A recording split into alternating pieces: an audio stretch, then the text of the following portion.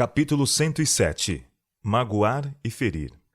Esta expressão é frequentemente empregada para representar as maneiras e palavras de pessoas que reprovam aqueles que estão, ou supostamente estejam, em erro.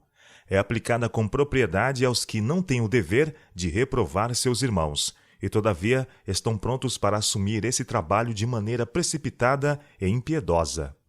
É indevidamente atribuída àqueles que estão sob o dever especial de reprovar os erros na igreja.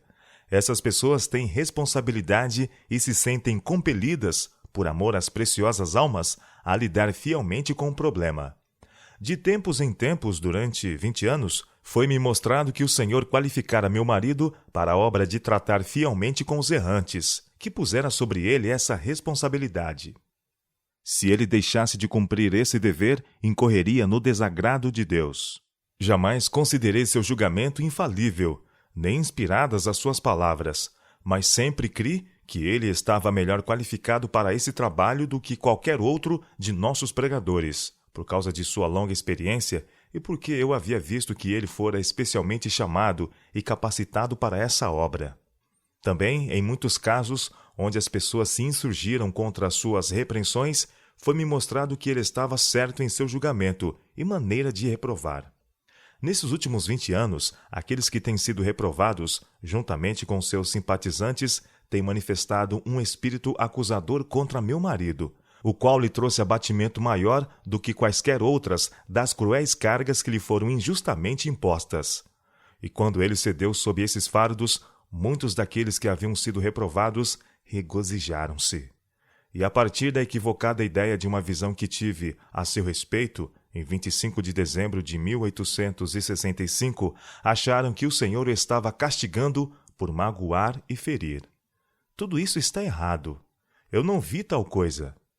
A fim de que meus irmãos saibam o que realmente vi com relação a meu marido, relato a seguir o que escrevi e lhe entreguei no dia posterior à visão. Em 25 de dezembro de 1865, foi-me mostrado em visão o caso do servo do Senhor, meu marido, o pastor Tiago White. Vi que o Senhor aceitou sua humilhação e aflição de espírito diante dele, e sua confissão de falta de consagração a Deus e arrependimento das faltas e erros de conduta que lhe causaram tanta tristeza e abatimento mental durante sua prolongada enfermidade. Foi-me revelado que seu maior erro no passado foi ter manifestado espírito implacável para com aqueles irmãos que prejudicaram sua influência na causa de Deus, e por seu errôneo procedimento lhe ocasionaram extremo sofrimento mental. Ele não foi tão piedoso e compassivo como nosso Pai Celestial o é com seus errantes, pecadores e arrependidos filhos.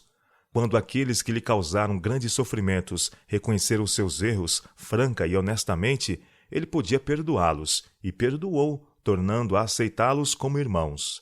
Mas, embora o erro tenha sido desfeito diante de Deus, algumas vezes ele ainda se lembrava do problema passado, sofrendo muito e se entristecendo. O fato dele ter sofrido muito no passado, o que em sua opinião poderia ter sido evitado, fez com que condescendesse com um espírito murmurador contra seus irmãos e contra o Senhor. Dessa maneira, demorou-se sobre o passado e reviveu aflições que deveriam estar no esquecimento, em lugar de amargar-lhe a vida com lembranças inúteis. Ele nem sempre compreendeu a piedade e o amor que deveria ter exercitado para com aqueles que foram tão infelizes em ceder às tentações de Satanás. Eles, sim, eram os verdadeiros sofredores e perdedores, e não ele, enquanto permanecer inabalável, possuindo o Espírito de Cristo. Quando essas pessoas começaram a reconhecer seus erros, empenharam-se em dura batalha para pôr-se sob a luz, através de humilde confissão. Tinham que combater contra Satanás e vencer o próprio orgulho. Precisaram de ajuda daqueles que estavam na luz para livrá-los de sua cega e desalentadora condição, para obter esperança e vencer a Satanás. Vi que meu marido foi muito rigoroso com os que estavam em erro e lhe causaram dano. Condescendeu com sentimentos de insatisfação que não produziram nenhum benefício aos errantes e ainda o tornaram infeliz, roubando-lhe a paz de Deus, a qual o estimularia a dar graças em tudo. O Senhor permitiu que ele ficasse desanimado com respeito aos próprios erros e falhas, chegando quase ao ponto do desespero, não porque seus pecados fossem de grande magnitude, mas para que aprendesse por experiência o quão penoso e torturante seria estar sem o perdão de Deus e compreender o que diz a Escritura. Se, porém, não perdoardes aos homens as suas ofensas, também vosso Pai vos não perdoará as vossas ofensas. Mateus capítulo 6, verso 15. Vi que se Deus fosse tão exigente como nós o somos, e nos tratasse como tratamos uns aos outros, seríamos lançados num estado de total desespero. Foi-me mostrado que Deus permitiu que nos sobreviesse essa aflição, para ensinar-nos o que de outro modo não aprenderíamos em curto espaço de tempo. Foi de sua vontade que fôssemos pois nossa experiência não teria sido completa sem isso.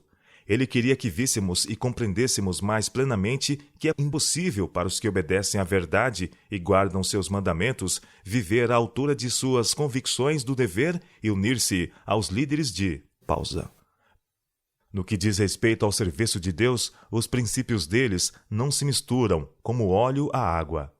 Apenas os que possuem puros princípios e maior independência moral, que pensam e agem por si mesmos, tendo o temor de Deus diante de si e confiança nele, podem estar seguros durante todo o tempo em Os que não estão qualificados não devem ser aconselhados a ir àquela instituição, pois sua mente ficaria confusa com as palavras agradáveis de seus diretores e envenenada por seus satânicos enganos.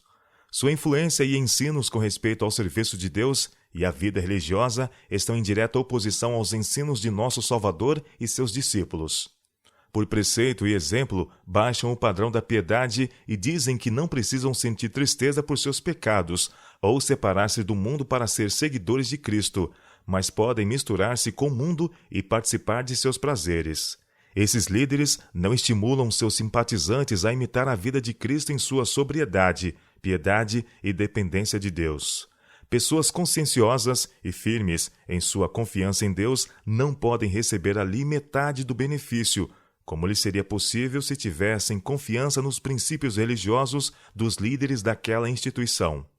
Elas são forçadas a se opor à maioria de seus ensinos, tanto quanto com seus princípios religiosos, examinando tudo quanto ouvem, temendo ser enganados e dar a Satanás vantagem sobre eles. Vi que, no que diz respeito a doenças e seus tratamentos, é a melhor instituição dos Estados Unidos. Os líderes, porém, são somente homens e seu julgamento nem sempre é correto. O médico-chefe quer fazer com que seus pacientes creiam que seu critério é perfeito como o de Deus. Entretanto, ele comete equívocos com frequência. Exalta-se como Deus e deixa de exaltar ao Senhor como se dele não dependesse. Aqueles que não têm crença nem confiança em Deus, nem podem ver beleza na santidade e na vida de abnegação, podem receber mais benefício em do que em qualquer outra instituição de saúde dos Estados Unidos. O grande segredo do êxito dessa clínica é o controle que os administradores exercem sobre a mente dos pacientes. Vi que meu marido e eu não podíamos receber ali tão grande benefício quanto aqueles que possuem diferente experiência e fé. Disse o anjo: não é desígnio de Deus que a mente de seu servo, a quem escolheu para um especial propósito, para uma obra especial, seja controlada por qualquer mortal, porquanto essa prerrogativa é só dele. Anjos de Deus nos guardaram enquanto estivemos em Eles nos circundavam, sustentando-nos a todo instante. Mas chegou o tempo em que não podíamos beneficiar nem ser beneficiados. Então a nuvem luminosa que havia ali repousado sobre nós se afastou, e só pudemos encontrar descanso retirando-nos dali e indo para Rochester, em meio a nossos irmãos, onde a nuvem de luz se detivera. Vi que Deus desejava que fôssemos por várias razões. Nossa posição enquanto ali estivemos, as fervorosas orações que oferecemos, nossa clara confiança em Deus, a satisfação, coragem, esperança e fé que Ele nos inspirou em meio às aflições, exerceram influência e foram para todos um testemunho de que o cristão tem uma fonte de força e felicidade, a que os amantes dos prazeres são estranhos.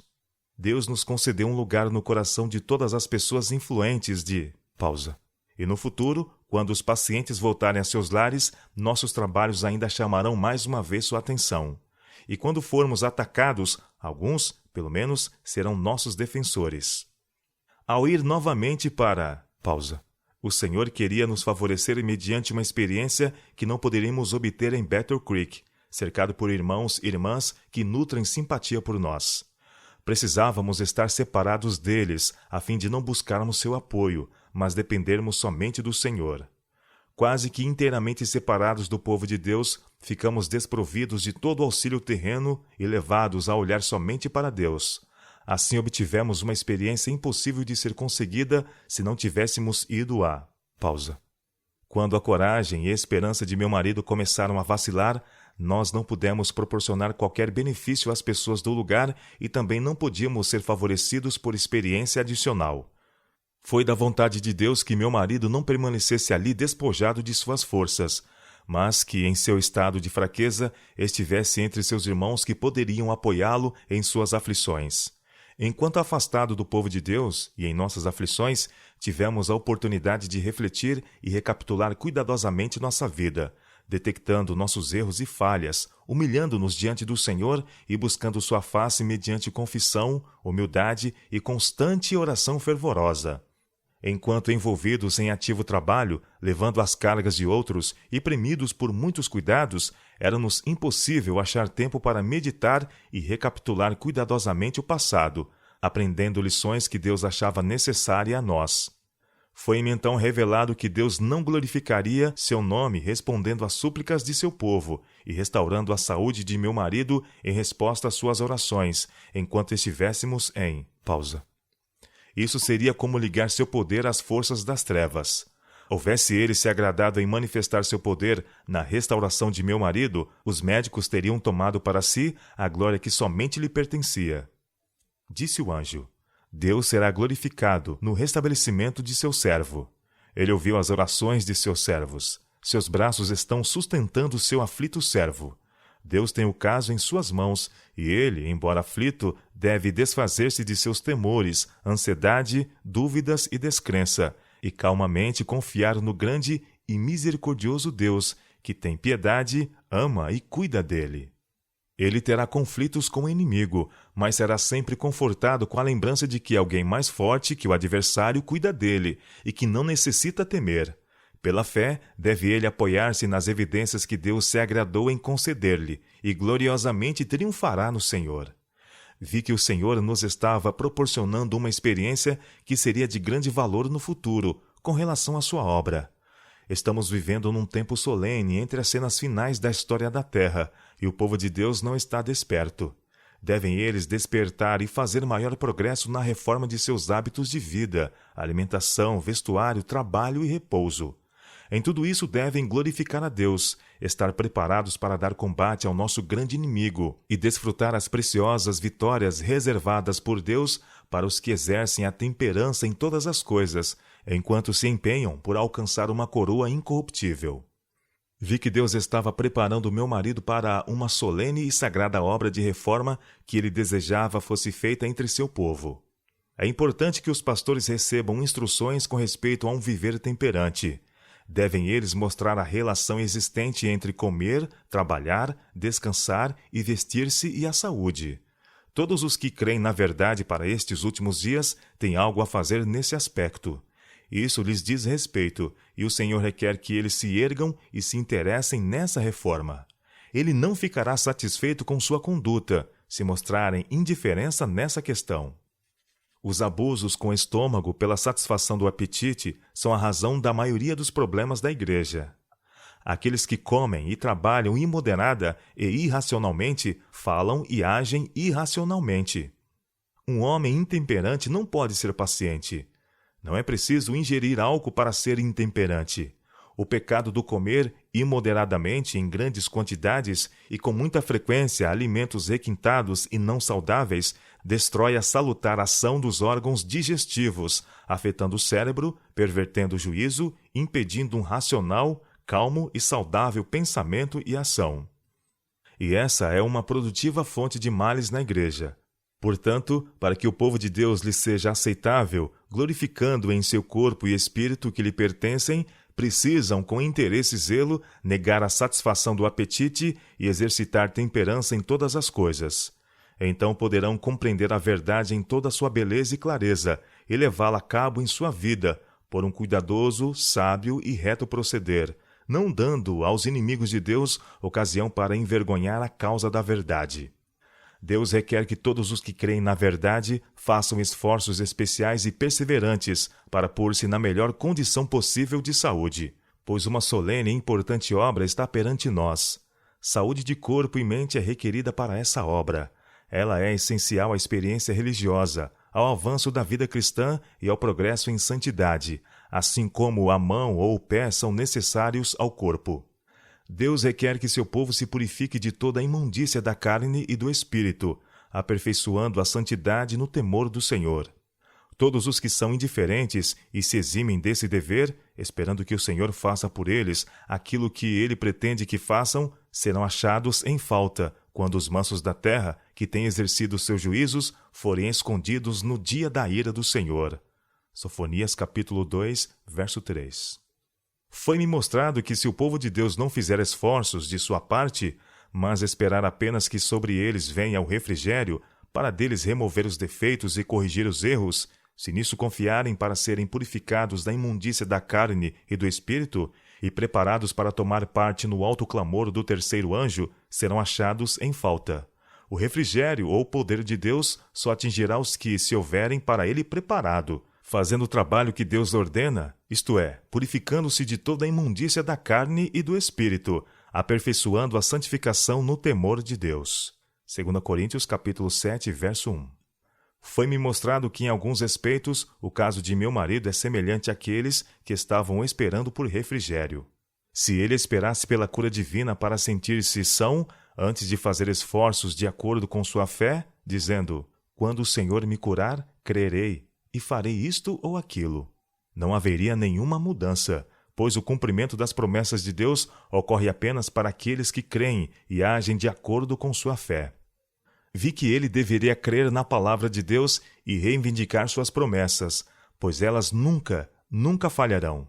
Que deveria andar pela fé, apoiando-se nas evidências que Deus se agradou em dar-lhe, e tanto quanto possível, esforçar-se para ser um homem são. Disse o anjo: Deus o susterá. Sua fé precisa ser aperfeiçoada pelas obras, pois a fé sem as obras é morta. Tiago capítulo 2, verso 20. Uma fé viva é sempre manifestada pelas obras. Vi que meu marido era inclinado a evitar fazer esforços em harmonia com sua fé. Temor e ansiedade a respeito de seus problemas tornaram-no tímido. Ele leva em conta as aparências e mal-estares do corpo. Disse o anjo: sentimento não é fé. Fé é simplesmente tomar a Deus em sua palavra. Vi que, em nome e na força de Deus, meu marido deve resistir à doença e, por sua força de vontade, erguer-se acima de seus pobres sentimentos. Deve declarar sua liberdade em nome e no poder do Deus de Israel. Ele precisa parar de pensar e falar sobre si mesmo. Deve ser alegre e feliz. Vi, no dia 25 de dezembro de 1865, como muitas vezes antes, que o pastor F. tem frequentemente errado e causado muitos problemas por sua atitude precipitada e insensível para com aqueles que supõem estar em falta. Vi com frequência que seu trabalho se desenvolve em novos campos e que ele deve, ao apresentar a verdade presente a um grupo de pessoas, deixar o trabalho de discipliná-las a outros, pois seu modo de tratar proveniente de um espírito impetuoso, sua falta de paciência e bom senso desqualificam-no para essa obra. Reproduzirei em seguida o testemunho que dei ao irmão F., escrito em 26 de dezembro de 1865, para mostrar o que vi em seu caso, também pela aplicação geral da maior parte desse testemunho e ainda porque ele não deu qualquer resposta, mas apenas declarou aos outros que o Senhor, nessa visão, reprovou meu marido por magoar e ferir. Gostaria de declarar que outro objetivo ao dar este testemunho é fazer com que nossos irmãos compreendam plenamente a obra do irmão F. em novos campos, e que não ponham tropeços em seu caminho, fazendo-o abandonar o trabalho e insistindo para que trabalhe aqui e acolá entre as igrejas, ou se estabeleça neste ou naquele lugar.